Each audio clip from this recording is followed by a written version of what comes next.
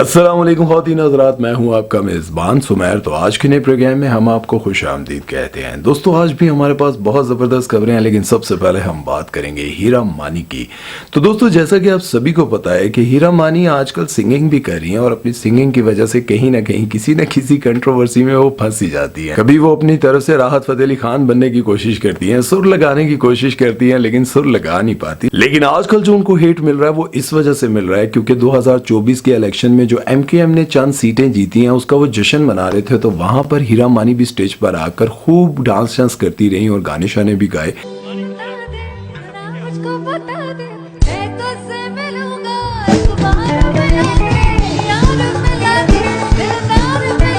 उनके जो हस्बैंड है मानी, वो तो है ही महाजिर और वो शुरू से MKM को सपोर्ट करते हैं और बहुत सारे फंक्शंस में भी दिखाई देते रहते हैं और वो कहते हैं कि मैं MKM को सपोर्ट करता हूँ। MKM पाकिस्तान को बहुत बहुत मुबारक हो। जो तुझे माफ किया, जो तुझे लेकिन हीरा मानी पहली बार स्टेज पर जाकर इस जश्न में शामिल हुई। उन्होंने गाने शाने भी गाए, डांस भी किया। अब इस वजह से लोगों ने उनको बहुत ज्यादा हेट देना शुरू कर दिया और लोगों ने कमेंट सेक्शन में ये लिखना शुरू कर दिया कि तुम एक अच्छी खासी समझदार पढ़ी लिखी औरत हो, तुम्हें कम से कम सोच समझ कर किसी पार्टी को सपोर्ट करना चाहिए। एक ऐसी पार्टी को तुम सपोर्ट कर रही हो जो कि बल्दिया टाउन की फैक्ट्री के मासूम लोगों के कत्ल की जिम्मेदार है और बोरी बंद लाशों का रिवाज भी इन्होंने स्टार्ट किया। बहुत सारे मासूम लोगों को जब ये टारगेट करते थे, उनको कत्ल करके ये बोरी में बंद कर फेंक जाते थे। ये बहुत सारे लोगों ने कमेंट सेक्शन में लिखा। और बल्दिया टाउन के हवाले से अगर आप नहीं जानते तो MKM के दौर में जिंदा लोगों को फैक्ट्री में जला दिया गया था। तकरीबन 300 के करीब लोग थे और बहुत ही दर्दनाक। और जो लोग वहां पर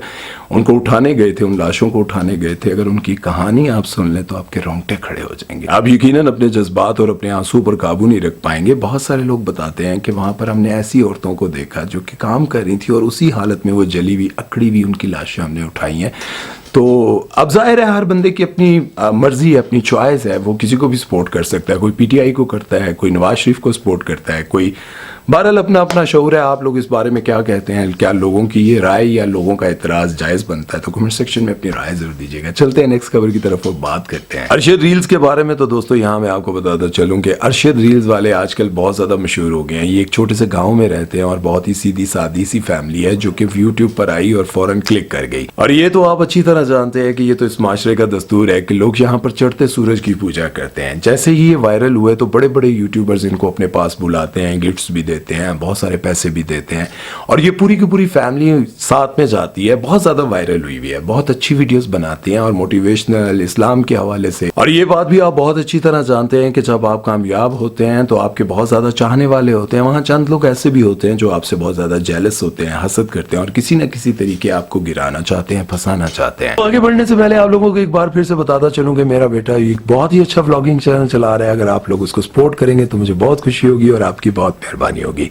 लिंक आपको डिस्क्रिप्शन में भी मिल जाएगा और ये ऊपर कार्ड भी शो हो रहा है। जैसे ही आप इस पर क्लिक करेंगे तो सीधा मेरे दोस्त यानी कि मेरे बेटे के चैनल पर पहुंच जाएंगे। अगर अच्छा लगे तो सब्सक्राइब का बटन छिक दीजिएगा। इनका एक क्लिप बहुत ज्यादा वायरल हो रहा है जिसके बारे में ये कहा जा रहा है कि अरशद साहब ने पैसा कमाने का एक नया ढंग बना लिया, जिसमें वो ये कह रहे हैं उस वीडियो में कि मैं मस्जिद बनाना चाह रहा था और मैं नबी करीम सल्लल्लाहु अलैहि वसल्लम का विर्द भी बहुत ज्यादा करता था। अब मस्जिद के लिए चंदा जमा करने के लिए उन्होंने ये कहा कि मेरे मोबाइल पर नाउज़ बिल्लाह नबी करीम सल्लल्लाहु अलैहि वसल्लम की कॉल आई है और उन्होंने मुझे ये कहा है कि अरशद तुम बहुत अच्छा काम कर रहे हो, मेरा दिल तुमसे बहुत खुश हुआ है और इस नेकी के काम में मस्जिद बनाने में सबको आपकी मदद करनी चाहिए। मैं नबी सल्लल्लाहु अलैहि वसल्लम पर बड़ी कसरत से दुरूद शरीफ पढ़ा करता था, तो एक दिन मुझे उनका फोन आ गया, तुम मस्जिद बना रहे हो? मैंने कहा जी या रसूलल्लाह। फरमाने लगे तो फिर ऐसा करो कि फुला जगह पे जाओ, वहां जमीन के अंदर कुछ पैसे रखे हुए हैं, वो निकाल लो। इस तरह का वीडियो क्लिप वायरल हो रहा है। लेकिन मैं आपको यहाँ पर एक बात जरा बताता चलूं कि मुझे नहीं लगता कि अरशद साहब जो कि इतने समझदार आदमी है,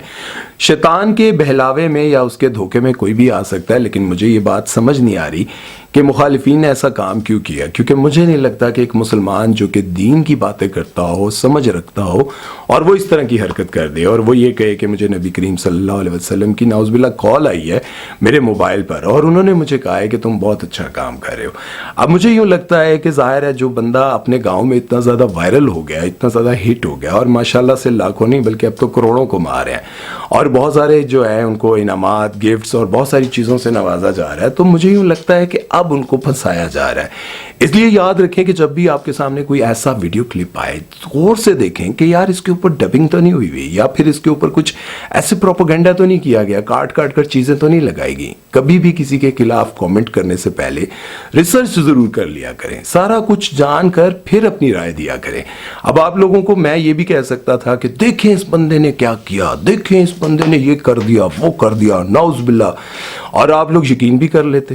آپ لوگ سمجھ جاتے کہ یار سمیر بھائی نے کہا ہے تو صحیح کہا ہوگا کیونکہ سمیر بھائی ریسرچ کر کر آتے ہیں۔ تو میں یہ بات کہتا ہوں کہ جب تک میں اس بندے سے خود بات نہ کر لوں، جب تک میں اس بندے سے خود نہ پوچھ لوں، تب تک میں کبھی بھی نہیں کہہ سکتا کہ اس نے یہ بات کہی ہے۔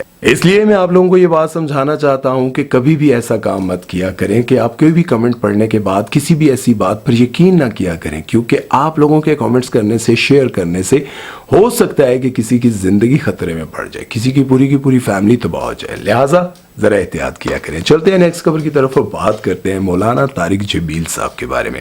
تو جیسے کہ آپ سبھی کو پتا ہے کہ مولانا طارق جمیل صاحب عمران خان کے خود بہت بڑے فین ہیں اور ان کے بارے میں بہت سارے ویڈیو بیان بھی انہوں نے دیے اور بار بار کہا کہ میں نے اپنی پوری زندگی میں پہلا ایسا لیڈر دیکھا ہے جو کہ ریاست مدینہ کی بات کرتا ہے اور دین اور اسلام کی بات کرتا ہے اور ملک کو ترقی کی طرف لے کر جانا چاہتا ہے۔ وہ خود کہتے ہیں کہ میں نے اپنی پوری زندگی میں پہلا ایسا لیڈر دیکھا ہے اور مجھے نہیں لگتا کہ عمران خان کے دل میں یا پھر ان کے ذہن میں کوئی ایسی چیز ہو جس سے اس ملک کو تباہی ملے۔ لیکن آج کل ان کا ایک اور ویڈیو وائرل ہو رہا ہے جس میں وہ یہ کہہ رہے ہیں کہ عمران خان کے بارے میں یہ مت کہا کرو کہ اس پاکستان کو عمران خان بچائے گا، بلکہ یہ کہا کرو کہ پاکستان کو اللہ بچائے گا۔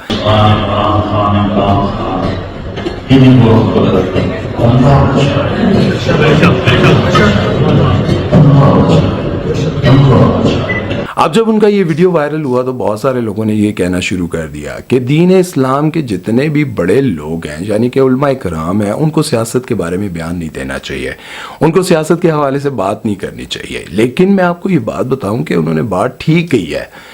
ملک ہو، دنیا ہو، انسان کی زندگی ہو، رشتے ہوں، ناطے ہوں، کچھ بھی ہو، اللہ کے سوا کوئی نہیں بچا سکتا۔ باقی جتنے انسان ہیں نا، چاہے عمران خان ہے یا کوئی بھی ہے، وہ آپ کو نہ تو بچا سکتے ہیں نہ عزت دے سکتے ہیں۔ بہت سارے لوگ ہیں بڑے لوگوں کے ساتھ رشتہ اس لیے بناتے ہیں کہ یار ان کے ساتھ تعلق بننے کے بعد ہماری عزت بن جائے گی، ہمارے کام آ جائیں گے۔ تو یاد رکھیں انسان کی زندگی میں اگر کوئی بدلاؤ لا سکتا ہے، اس کو کامیاب کر سکتا ہے یا ذلیل و رسوا کر سکتا ہے، وہ صرف میرا رب کر سکتا ہے، اللہ کے سوا کوئی نہیں کر سکتا۔ اور یہاں پر یہ بات ان کی ٹھیک ہے۔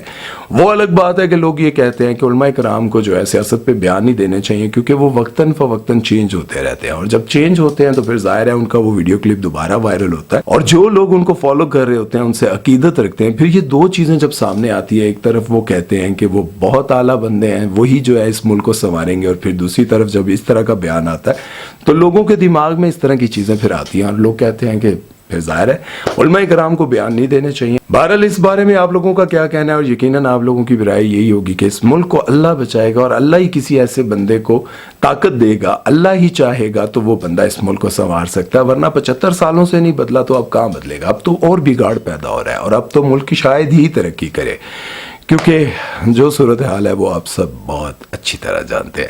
اپنا بہت سارا خیال رکھیے گا۔ امید ہے کہ آج کا ویڈیو اچھا لگا ہوگا۔ سمیر چودھری کو دیجیے اجازت، اللہ حافظ۔